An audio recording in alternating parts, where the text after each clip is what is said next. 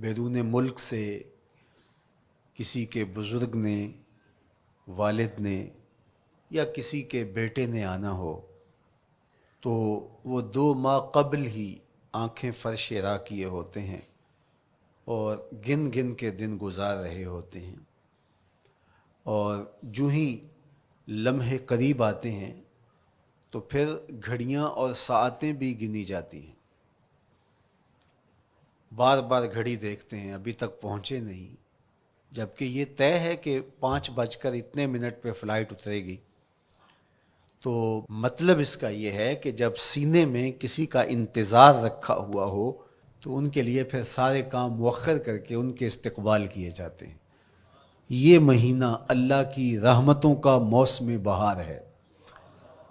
چھم چھم رحمتیں برستی ہیں،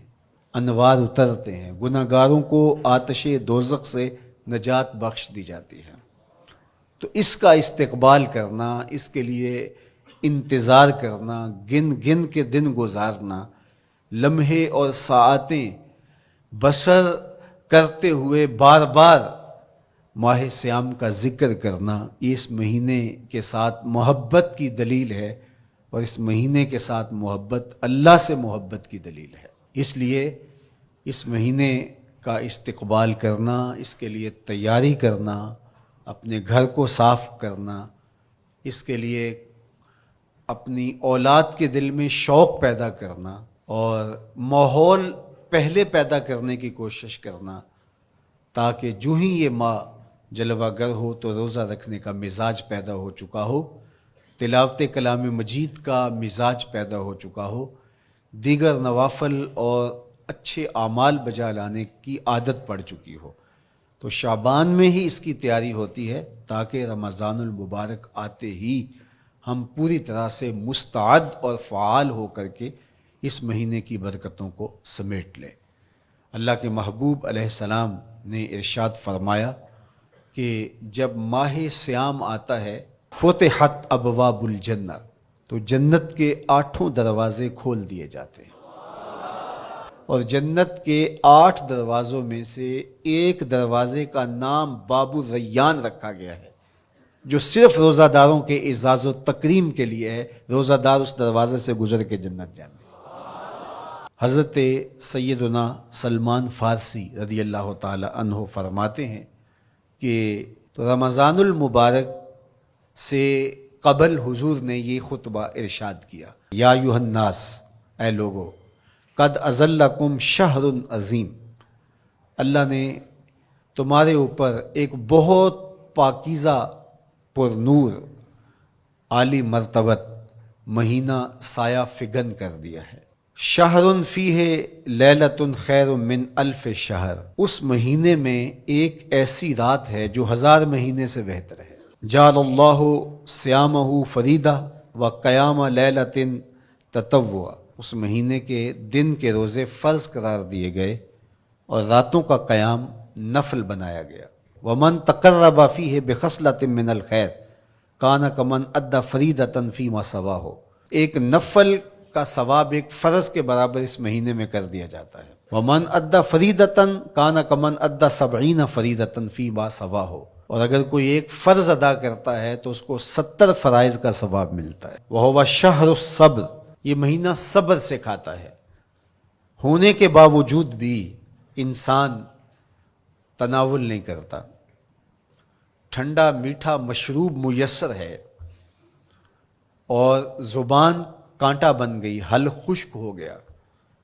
لیکن اس کے باوجود بھی ایک گھونٹ حلق سے نیچے اتارنے کا روادار نہیں ہوتا، تو یہ صبر کی عادت ڈالتا ہے۔ اور سنو، صبر کا ثواب جنت ہے۔ وشہر المواسات، اور یہ ہمدردی کا مہینہ ہے، باہمی پیار کا مہینہ ہے،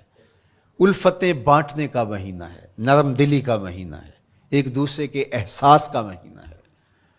جب کوئی شخص بھوک اور پیاس کاٹتا ہے تو اس کو پھر محسوس ہوتا ہے، بالخصوص امراء، کہ بھوک کیا بلا ہوتی ہے، اور جو نان شبینہ کو ترستے ہیں اور جنہیں کھانا میسر نہیں آتا ان کی زندگیاں کتنی تلخ ہوتی ہیں۔ تو بھوک اور پیاس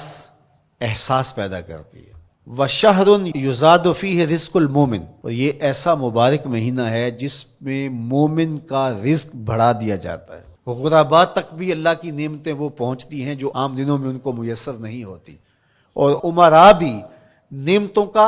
لطف لیتے ہیں، اس لیے کہ بھوک کاٹنے کے بعد جب ان کو نعمت میسر آتی ہے تو پھر انہیں احساس ہوتا ہے۔ وَمَنْ فَطَّرَ فِيهِ صَائِمًا كَانَ مَغْفِرَةً لِذُنُوبِهِ، جس نے روزہ دار کا روزہ افطار کروایا، یہ افطاری گناہوں کی مغفرت اور آتش دوزخ سے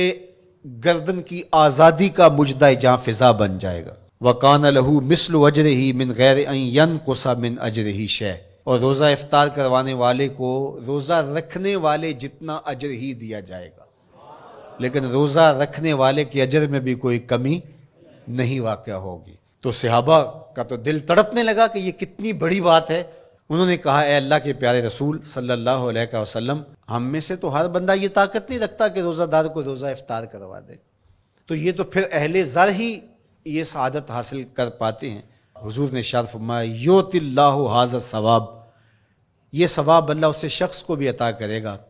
من فطر صائما علی مزقۃ لبن او تمرۃ او شربۃ من ماء، جس نے کسی کا روزہ ایک گھونٹ دودھ سے کھلوا دیا یا ایک کھجور سے کھلوا دیا یا پانی کے ایک گھونٹ سے اس کا روزہ افطار کروا دیا۔ ومن اشبع صائما، اور جس نے صحیح اہتمام کے ساتھ روزے دار کو اچھا کھانا کھلایا، اچھی پرتکلف افطاری دی، سقاہ اللہ من الحوض شربۃ لا یظمأ حتی یدخل الجنہ، اس کو حوض کوثر سے ایسا جام ملے گا 50,000 سال کے دن میں اس کو دوبارہ پیاس نہیں لگے گی، یہاں تک کہ جنت میں چلا جائے گا۔ فرمایا وَهُوَ شَهْرٌ أَوَّلُهُ رَحْمَةٌ، یہ وہ مہینہ ہے جس کے پہلے 10 دن رحمت ہیں، اور اس کا درمیانی عشرہ اوسطہ وہ مغفرت ہے، وآخرہ عتق من النار، اور اس کا آخری عشرہ جو ہے وہ آتش دوزخ سے نجات کا ضامن ہے۔ کہا کہ 4 کام اس مہینے میں کثرت کے ساتھ کرو، وہ 2 خصلتیں، 2 کام جن کے ذریعے سے تم اپنے رب کو راضی کر سکو۔ فشہادۃ اللہ الہ الا اللہ، وہ گواہی دینا ہے لا الہ الا اللہ، وتستغفرونہ، اور تم کثرت سے استغفار کرو، اللہ سے بخشش